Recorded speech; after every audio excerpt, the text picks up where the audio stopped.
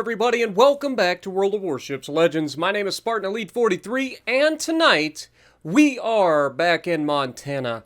And you guys know the deal. Before this one gets started, we are on the path to 50,000 subscribers by the end of the year. If you have not yet subscribed and you enjoy what I'm doing, punch that subscribe button. Be a part of something great. Now, I wasn't planning on showing this video anytime soon. I was kind of keeping it in reserve for a rainy day in case I didn't really feel like uploading or something. You guys know I've been posting basically 7 days a week for a while now, basically all year, because I am very serious about trying to hit 50,000 subscribers by the end of the year. So I am grinding hard. I'm trying to make sure that we get our hands on some new games, try to get some streams out there in new stuff, trying to get these games out there every single day for you guys so that you guys have something fun to watch. It benefits you guys, benefits me, and at the end of the day, it's a win-win. Now, unfortunately, the stream today didn't quite go the way I'd hoped. It was going great right up until about, I don't know, somebody kept asking questions, and then I kind of went off the rails a little bit. And I'll be honest, they just completely soured everything. And so, don't really feel like jumping back in the game right now. And so I just figure I'll go ahead and post this Montana video for you. It's a pretty solid game. We're going to be on Epicenter on Tears of the Desert. And we're going to be taking a flank. This is the other way to play the Montana. The way that I showed the last video, we were taking a central position, trying to put ourselves in a position to get those crossfires if you can. But this one, we're going to be a little bit more proactive. We're going to be getting... Oh my god. Hello? Surely he's playing, right? Like, he's not just going to sit there and wait for these to get to him, right? Or is he? Wait for it. No camo. Oh my god. Of course. Of all the time. He has no camo on, he's not playing, and suddenly all my shells just do nothing. I say nothing. I hit him for 20,000 damage. It's not exactly nothing. But still. He's not long for this world, most likely. We're going to try to push up. There's a Carno over here. And this is really one of my first chances to really get into a fight with a Carno. I gotta be honest. It's pretty nasty little ship. So I'm kind of looking forward to getting my fingers on it later on in the update. You know, I'm not buying the ship right out. Like, there are ships that I will buy day one for you guys, like mostly battleships, because that's what I play mostly. You guys know I'm a battleship main. So, like, any campaign where there's a battleship as a reward, I generally buy it out just so that I can get the video out there for you guys as quick as possible to give you guys the best idea of what to expect out of the ship. Carno isn't one of those ships that I'm particularly interested in. It seems to be a pretty decently armored ship, and I think it's a super cruiser as best I can tell. So there's that. But you can see we stopped short expecting those torpedoes from the middle of the map. Carno's going to be kind of a pain in our butt for a while. He is going to turn out, and I'm not going to lie. I don't know. This is one of the things about newer ships, is I have a pretty decent knowledge of most of the ships that I come up against. Most of the ships that I come up against, I've either played or, you know, played against enough that I've got a pretty good feeling. Borgonia, this guy is going to go full-on HE spam mode, and this is going to showcase perfectly why the Borgonia's HE spam just isn't really that big of a deal most of the time. And it's solely due to the fact that, like, HE and fire damage can all be healed back.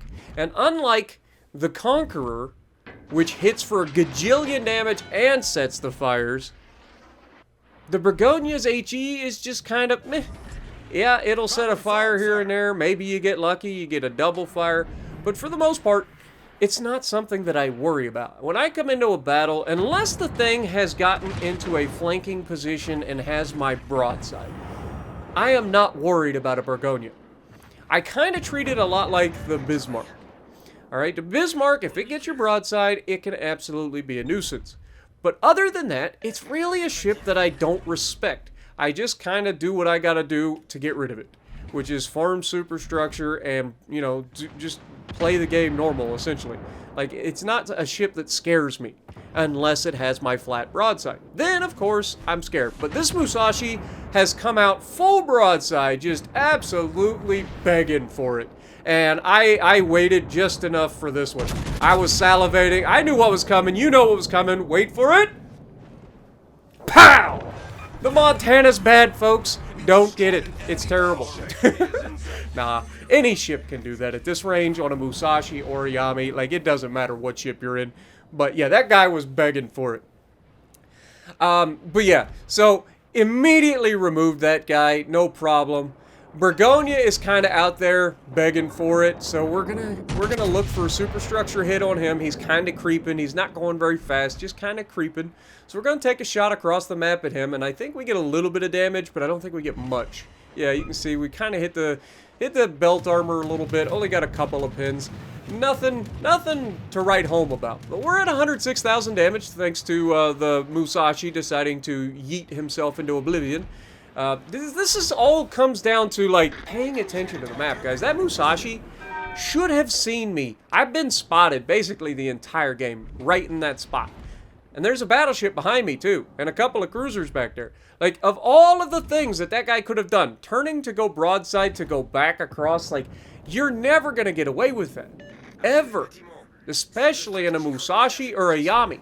If you go broadside at anything under like 15 kilometers in it, and even at 15 kilometers plus, there's plenty of ships that will still multi-citadel a Yami or a Musashi.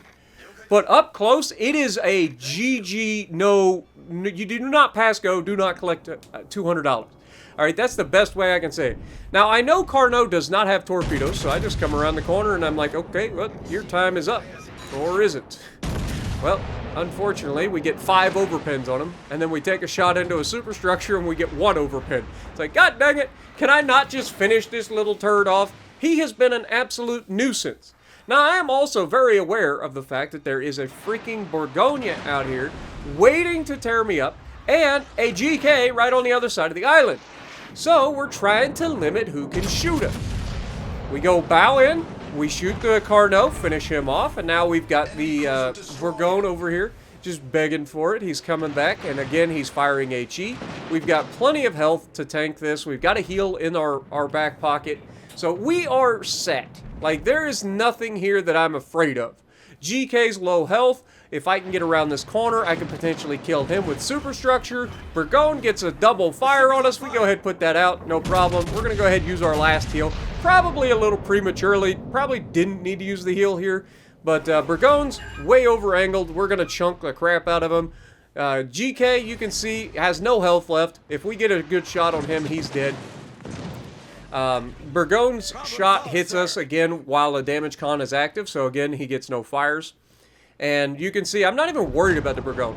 But Yami manages to finish off the curve first, and that means that now it's just me and this Bourgogne out here, and there's a destroyer lurking.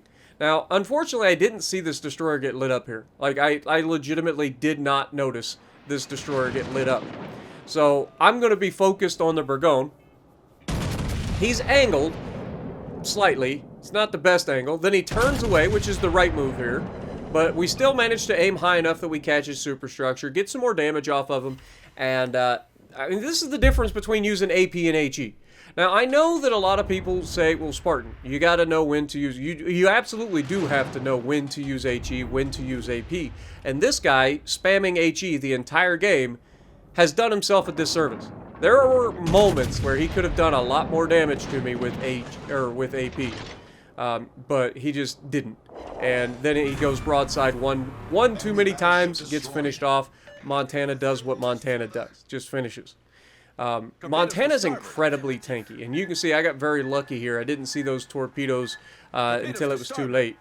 And we're going to survive because, you know, we get our damage con back just in time. You love to see it, and thank God it's a, you know, a Pan-Asian destroyer that has those terrible freaking, like, torpedoes. I think it's Pan-Asian destroyer. Yeah. Chungmu. We take a shot. He's 10.2 kilometers, but unfortunately the game ends right as we get there. But again, hopefully you guys enjoyed this. I know it wasn't anything to write home about, but I thought it was pretty fun for that little Musashi deletion. We get second on the team, 2,300 base XP, 3 kills, high cal, Dreadnought, I think, and Dev Strike. So yeah, hopefully you guys enjoyed, and if you like what I'm doing, punch the like button, leave a comment below, subscribe to the channel if you haven't already, and as always, I will see you in the next video.